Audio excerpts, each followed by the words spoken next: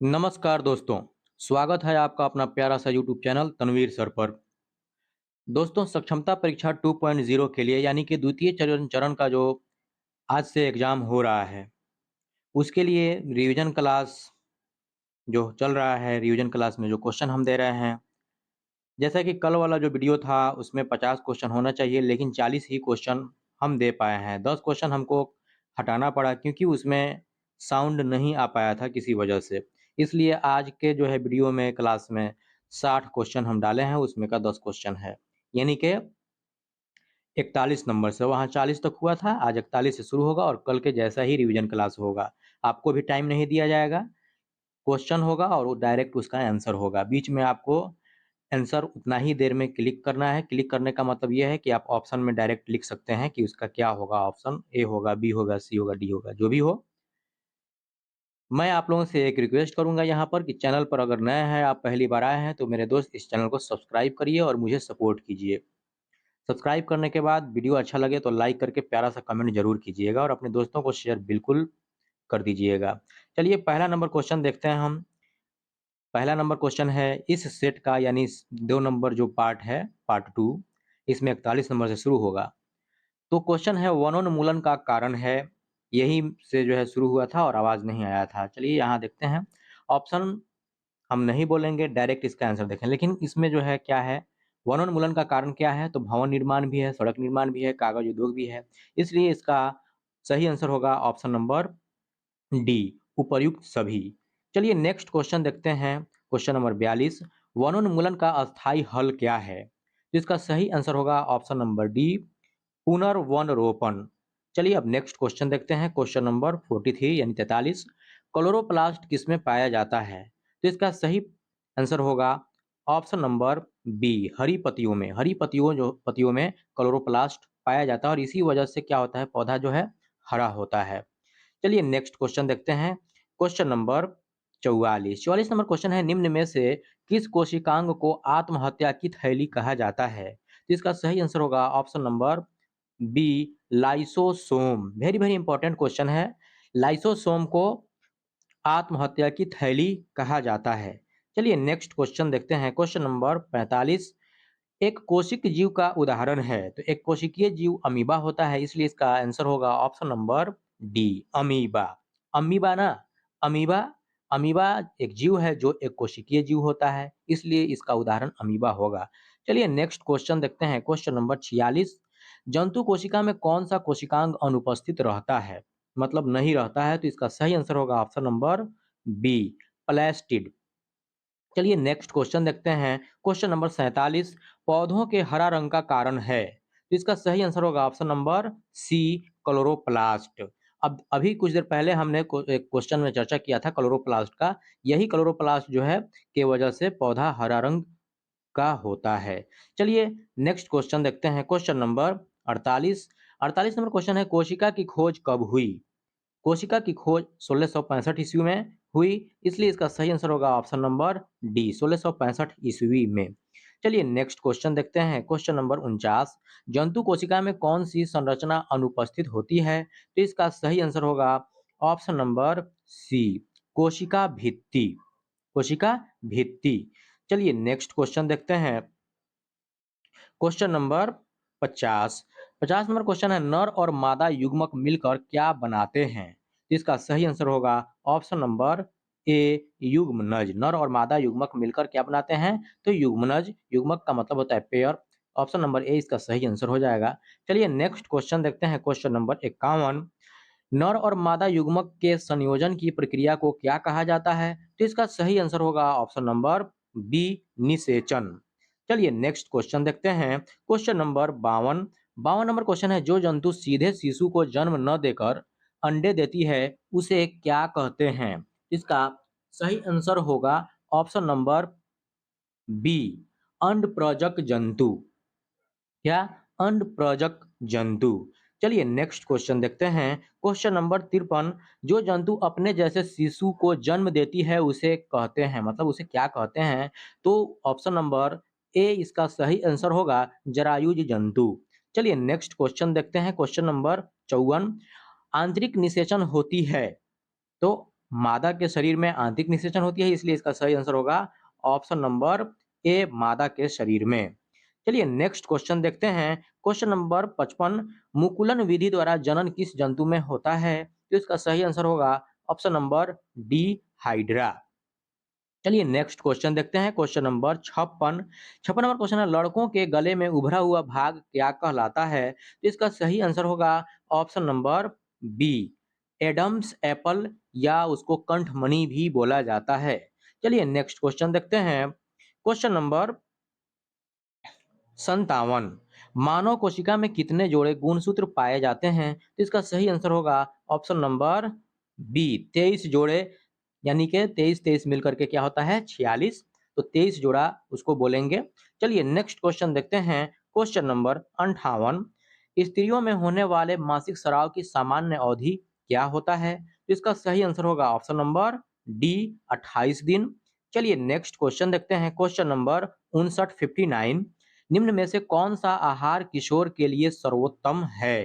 तो इसका सही आंसर होगा ऑप्शन नंबर बी। बाकी आप ऑप्शन देख लीजिएगा। इसका सही आंसर होगा रोटी, दाल और सब्जी। ऑप्शन नंबर बी इसका सही आंसर होगा। चलिए नेक्स्ट क्वेश्चन देखते हैं। क्वेश्चन नंबर 60, किस भौतिक राशि का मात्रक न्यूटन है? तो इसका सही आंसर होगा ऑप्शन नंबर डी, बल। बल का जो है मात्रक न्यूटन है। चलिए नेक्स्ट क्वेश्चन देखते हैं। क्वेश्चन नंबर 61, पृथ्वी प्रत्येक वस्तु को अपनी ओर आकर्षित करती है, इस बल को क्या कहते हैं? इसका सही आंसर होगा ऑप्शन नंबर ए, गुरुत्व बल। चलिए नेक्स्ट क्वेश्चन देखते हैं। क्वेश्चन नंबर 62, निम्न में से कौन सा बल संपर्कित बल का उदाहरण है? संपर्कित का मतलब संपर्क के वजह से जो होता है, तो इसका सही आंसर होगा ऑप्शन नंबर सी, घर्षण बल। ऑप्शन नंबर सी क्या होगा? घर्षण बल। चलिए नेक्स्ट क्वेश्चन देखते हैं। क्वेश्चन नंबर 63, प्रति इकाई क्षेत्रफल पर लगने वाले बल को क्या कहते हैं? तो इसका सही आंसर होगा ऑप्शन नंबर बी, दाब। प्रति इकाई क्षेत्रफल पर लगने वाले बल को दाब कहते हैं। चलिए नेक्स्ट क्वेश्चन देखते हैं। क्वेश्चन नंबर 64, शुष्क मौसम में बालों में कंघी करने पर वह बिखर जाता है, इसके लिए उत्तरदायी बल है। तो इसका सही आंसर होगा ऑप्शन नंबर डी, स्थिर वैद्युत बल। चलिए नेक्स्ट क्वेश्चन देखते हैं। क्वेश्चन नंबर 65, दाब का मात्रक है। तो दाब का मात्रक क्या क्या होता है? तो दाब का मात्रक न्यूटन प्रति वर्ग मीटर भी होता है, उसके बाद पास्कल भी होता है, इसलिए इसका सही आंसर होगा ऑप्शन नंबर सी, उपर्युक्त दोनों। क्या होगा? इसका सही आंसर यहाँ पर उपर्युक्त दोनों हो जाएगा। ऑप्शन नंबर सी, यानी न्यूटन प्रति वर्ग मीटर और पास्कल दोनों दाब का मात्रक है। चलिए नेक्स्ट क्वेश्चन देखते हैं। क्वेश्चन नंबर 66, घर्षण कम करने वाले पदार्थ को क्या कहते हैं? इसका सही आंसर होगा ऑप्शन नंबर ए, स्नेहक। चलिए नेक्स्ट क्वेश्चन देखते हैं। क्वेश्चन नंबर 67, घर्षण होता है, तो याद रखिए ऑप्शन नंबर सी होगा, क्योंकि घर्षण कभी हानिकारक भी हो सकता है और कभी लाभदायक भी हो सकता है, इसलिए ऑप्शन नंबर सी, कभी हानिकारक तो कभी लाभदायक होगा। चलिए नेक्स्ट क्वेश्चन देखते हैं। क्वेश्चन नंबर 68, बर्फ पर चलने से आप फिसल जाएंगे, क्योंकि क्योंकि वहां घर्षण कम हो जाता है। तो इसका सही आंसर होगा ऑप्शन नंबर बी, घर्षण कम होने के कारण। चलिए नेक्स्ट क्वेश्चन देखते हैं। क्वेश्चन नंबर 69, 69, कैरम बोर्ड पर पाउडर छिड़कने से घर्षण हो जाता है, अधिक होता है कि कम होता है, यानी कि क्या होता है? तो इसका सही आंसर होगा ऑप्शन नंबर बी, कम हो जाता है। चलिए नेक्स्ट क्वेश्चन देखते हैं। क्वेश्चन नंबर 70, ध्वनि संचारित हो सकती है, तो यहाँ पर केवल ठोस में, तो केवल ठोस में भी हो जाएगा। ध्वनि संचारित हो सकती है ठोसों में भी, द्रव में भी, गैसों में भी, यानी ऑप्शन नंबर डी इसका सही आंसर हो जाएगा, उपर्युक्त सभी में। चलिए नेक्स्ट क्वेश्चन देखते हैं। क्वेश्चन नंबर 71, पराश्रव्य ध्वनि की आवृत्ति कितनी होती है? तो इसका सही आंसर होगा ऑप्शन नंबर बी। याद रखिए 20,000 एचजेड से अधिक वाला जो आवृत्ति वाला जो ध्वनि होता है उसको पराश्रव्य ध्वनि बोलते हैं। यानी एचजेड क्या है? तो हर्ट्ज इसका सिंबल होता है, एचजेड होता है संकेत हर्ट्ज का, क्योंकि हर्ट्ज में ध्वनि का संकेत ध्वनि को मापा जाता है, ध्वनि की आवृत्ति को। ठीक है, 20,000 एचजेड से अधिक पराश्रव्य ध्वनि जो है वह प्रश्रव्य ध्वनि होता है, 20,000 एजेड से अधिक वाला। चलिए नेक्स्ट क्वेश्चन देखते हैं। क्वेश्चन नंबर 72, निम्न में से किसके आवाज की आवृत्ति सबसे अधिक होती है, यानी अधिक होगा इसमें से, ऑप्शन जो दिया है इसमें से। कभी कभी याद रखिए, आप एग्जाम में सभी ऑप्शन जरूर पढ़िएगा, तब उसके बाद टिक आउट कीजिएगा। ये नहीं कि आंसर दिख गया ऑप्शन नंबर ए और टिक आउट कर दिए, हो सकता है एक से अधिक भी आंसर हो उसमें। इसलिए मेरे दोस्त सभी ऑप्शन एक बार जरूर पढ़िएगा, नजर जरूर दौड़ाइएगा। ये रिवीजन हो रहा है इसलिए मैं डायरेक्ट आंसर बता रहा हूँ यहाँ पे, आप पूरा ऑप्शन जरूर देखिएगा। इसका सही आंसर होगा इस ऑप्शन में से ऑप्शन नंबर ए, छोटी बच्ची की, यानी किसकी आवाज की आवृत्ति सबसे अधिक होगी, तो छोटी बच्ची की। चलिए नेक्स्ट क्वेश्चन देखते हैं। क्वेश्चन नंबर 73, मानव कानों के लिए सर्वोच्च प्रास क्या है, तो इसका सही आंसर हो जाएगा ऑप्शन नंबर सी, 20 एचजेड से 20,000 एचजेड तक, हर्ट्ज तक। चलिए नेक्स्ट क्वेश्चन देखते हैं। क्वेश्चन नंबर 74, आवृत्ति का मात्रक है, तो आवृत्ति का मात्रक हर्ट्ज होता है, अभी अभी हमने आपको बताया है, ऑप्शन नंबर सी हो जाएगा इसका सही आंसर, एचजेड, हर्ट्ज। चलिए नेक्स्ट क्वेश्चन देखते हैं। क्वेश्चन नंबर 75, ध्वनि की प्रबलता किस कारक पर निर्भर करती है, तो इसका सही आंसर होगा ऑप्शन नंबर ए, आयाम। क्या होगा भाई, आयाम। चलिए नेक्स्ट क्वेश्चन देखते हैं। क्वेश्चन नंबर 76, निम्न में से कौन विद्युत धारा का सुचालक है, तो इसका सही आंसर होगा ऑप्शन नंबर सी, पीतल। चलिए नेक्स्ट क्वेश्चन देखते हैं। क्वेश्चन नंबर 77, साइकिल के हैंडल तथा पहियों के रिम को चमकदार बनाने के लिए किस धातु का विद्युत लेपन किया जाता है, तो इसका सही आंसर होगा ऑप्शन नंबर ए, क्रोमियम। क्या होगा, क्रोमियम। चलिए नेक्स्ट क्वेश्चन देखते हैं। क्वेश्चन नंबर 78, लोहे के पुलों को जंग से बचाने के लिए किस धातु का विद्युत लेपन किया जाता है, तो इसका सही आंसर होगा ऑप्शन नंबर बी, जस्ता। चलिए नेक्स्ट क्वेश्चन देखते हैं। क्वेश्चन नंबर 79, 79, कांच को रेशम से रगड़ने पर रेशम में कौन सा आवेश उत्पन्न होता है, तो इसका सही आंसर होगा ऑप्शन नंबर बी, ऋण आवेश। क्या होगा भाई, ऋण आवेश। चलिए नेक्स्ट क्वेश्चन देखते हैं। क्वेश्चन नंबर 80, आकाशीय विद्युत विसर्जन को क्या कहा जाता है, तो तड़ित कहा जाता है, इसका ऑप्शन नंबर बी सही आंसर हो जाएगा, तड़ित। याद रखिए भोजपुरी में उसको आम भाषा में प्रचलित है तड़का, जिसको बोला जाता है, जो बादल गरजता है जिसको कहा जाता है, तड़ित बोलते हैं उसको।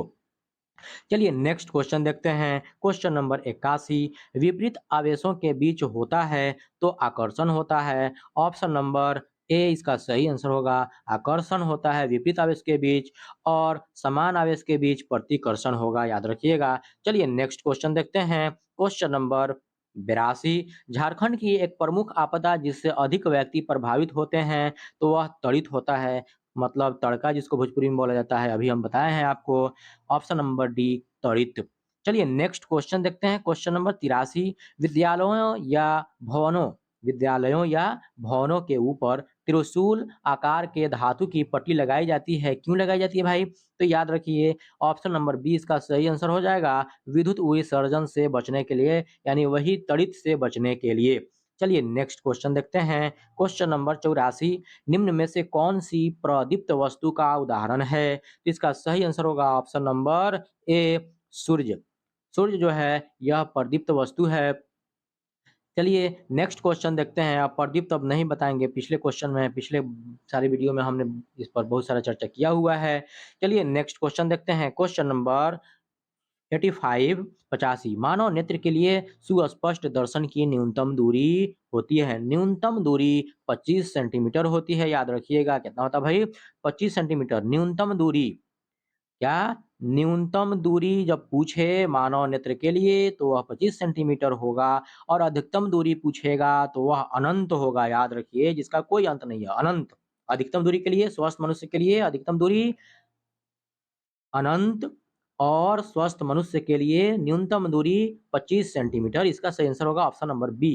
चलिए नेक्स्ट क्वेश्चन देखते हैं। क्वेश्चन नंबर 86, श्वेत प्रकाश कितने रंगों का मिश्रण होता है, तो ध्यान दीजिए इसका सही आंसर होगा ऑप्शन नंबर सी, 7 रंगों का। श्वेत प्रकाश यानी सूरज का प्रकाश जो होता है यह 7 रंगों का, श्वेत प्रकाश, सूरज के प्रकाश को ही श्वेत प्रकाश बोलते हैं, जो 7 रंगों का मिश्रण होता है, उसमें 7 रंग होता है। कौन कौन होता है भाई, लाल, नारंगी, पीला, हरा, नीला, जामुनी, बैंगनी, जो हमने यहाँ पर दिया है, याद रखिए, याद रखिए लाल, नारंगी, पीला, हरा, नीला, जामुनी, बैंगनी।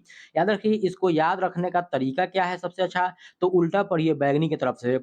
शॉर्ट फॉर्म में बै, जा, नी, पी, नाला। बै से बैंगनी, जा से जामुनी, नी से नीला, ह से हरा, पी से पीला, ना से नारंगी, ला से लाल। बैजा, नीह, पिनाला। याद रखिएगा शॉर्ट फॉर्म में ट्रिक है ये और उसे पूरा याद कर सकते हैं आप। चलिए नेक्स्ट क्वेश्चन देखते हैं। Question number 87। मानव नेत्र के रंगीन भाग को क्या कहते हैं? तो इसका सही आंसर होगा ऑप्शन नंबर ए आइरिस, जिसको परितारिका बोला जाता है। तो यह रंगीन भाग होता है और उसको आइरिस या परितारिका कहते हैं। चलिए नेक्स्ट क्वेश्चन देखते हैं। Question number 88। हमारे सौर परिवार में कितने ग्रह हैं? तो इसका सही आंसर होगा ऑप्शन नंबर डी 8। हमारे सौर परिवार में कितने ग्रह हैं? 8 ग्रह हैं। कौन-कौन? बुध, शुक्र, पृथ्वी, मंगल, बृहस्पति, शनि, यूरेनस, नेपच्यून। ये आखिरी में एगो नेपच्यून जुट गया, पहले 7 यहाँ था तो नेपच्यून सॉरी, यहाँ पे क्वेश्चन हमारा है हमारे सौर परिवार में कितने ग्रह हैं? तो बुध, शुक्र, पृथ्वी, मंगल, बृहस्पति, शनि, यूरेनस, नेपच्यून, ये याद रखिएगा हमेशा। चलिए नेक्स्ट क्वेश्चन देखते हैं। Question number 89 89। निम्न में से कौन ग्रह नहीं है? तो इसका सही आंसर होगा ऑप्शन नंबर ए सीरियस। क्या होगा भाई? सीरियस नहीं होना है, ये सीरियस ग्रह नहीं है। बाकी 3 मंगल, बुध, शनि ग्रह है। चलिए नेक्स्ट क्वेश्चन देखते हैं। Question number 90। सौर परिवार का सबसे छोटा ग्रह कौन सा है? तो इसका सही आंसर होगा ऑप्शन नंबर बी। याद रखिएगा बुध सौर परिवार का सबसे छोटा ग्रह है। चलिए नेक्स्ट क्वेश्चन देखते हैं। Question number 91। निम्न में से कौन सौर परिवार का सदस्य नहीं है? तो इसका सही आंसर होगा ऑप्शन नंबर सी तारामंडल सौर परिवार का सदस्य नहीं है। चलिए नेक्स्ट क्वेश्चन देखते हैं। Question number 92।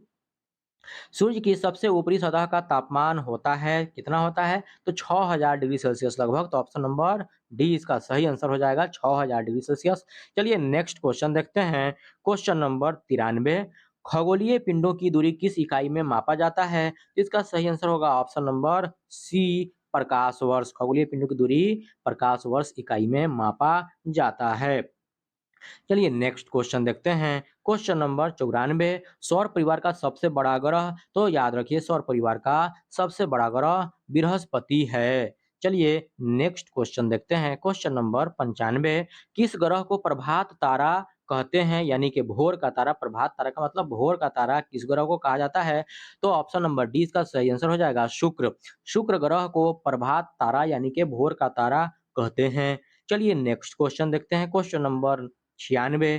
किस ग्रह को लाल ग्रह के नाम से जाना जाता है? तो इसका सही आंसर होगा ऑप्शन नंबर डी मंगल। मंगल ग्रह को लाल ग्रह के नाम से जाना जाता है, याद रखिएगा। चलिए नेक्स्ट क्वेश्चन देखते हैं। Question number 97। ग्रहों की परिक्रमा करने वाले खगोलीय पिंड को क्या कहते हैं? तो याद रखिए उसको उपग्रह कहते हैं, इसलिए इसका सही आंसर होगा ऑप्शन नंबर बी उपग्रह।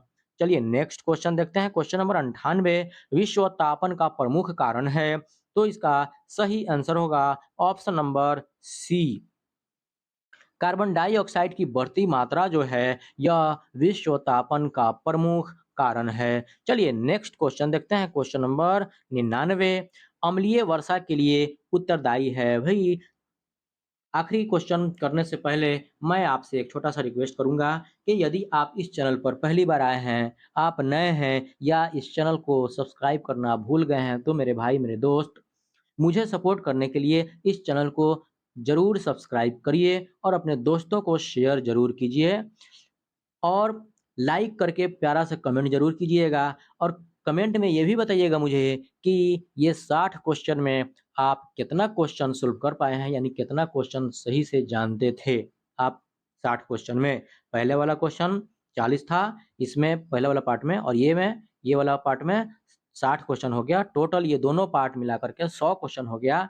दोनों ज़रूर देखिएगा और जब आप सब्सक्राइब करके विजिट कीजिएगा मेरे चैनल को, तो वहाँ पे आपको पहले जो होता है एक बना हुआ है फाइल, प्ले लिस्ट में जाने के बाद सक्षमता परीक्षा 2.0 उसमें सभी वीडियो आपको मिलेगा। चलिए वीडियो ज़रूर देखिए, पूरा देखिए, बार-बार देखिए ताकि क्वेश्चन आपको और आंसर याद हो जाए, दिमाग में बैठ जाए। क्वेश्चन है अम्लीय वर्षा के लिए उत्तरदायी है, तो इसका सही आंसर होगा ऑप्शन नंबर सी हो जाएगा। अब क्यों होगा? क्योंकि अम्लीय वर्षा के लिए उत्तरदायी सल्फ्यूरिक अम्ल भी है, नाइट्रिक अम्ल भी है, इसलिए ऑप्शन नंबर सी उपर्युक्त दोनों सल्फ्यूरिक अम्ल और नाइट्रिक अम्ल। चलिए नेक्स्ट क्वेश्चन देखते हैं। क्वेश्चन नंबर 100 100 नंबर क्वेश्चन है पर्यावरण का अजैविक कारक है, तो पर्यावरण का अजैविक कारक क्या है भाई? वायु है, तो ऑप्शन नंबर बी वायु पर्यावरण पर्यावरण का अजैविक कारक है। चलिए एग्जाम दीजिए, आप सभी के लिए मेरे तरफ से ढेर सारी शुभकामनाएं हैं, दुआ है। बस वीडियो को लाइक ज़रूर कर दीजिए, सब्सक्राइब चैनल को ज़रूर कर दीजिए नए हैं तो, और अपने दोस्तों को शेयर कर दीजिए जो एग्जाम देने वाले हैं, उनको ज़रूर शेयर कीजिए। चलिए वीडियो को आखिरी तक देखने के लिए आप सभी का बहुत-बहुत धन्यवाद।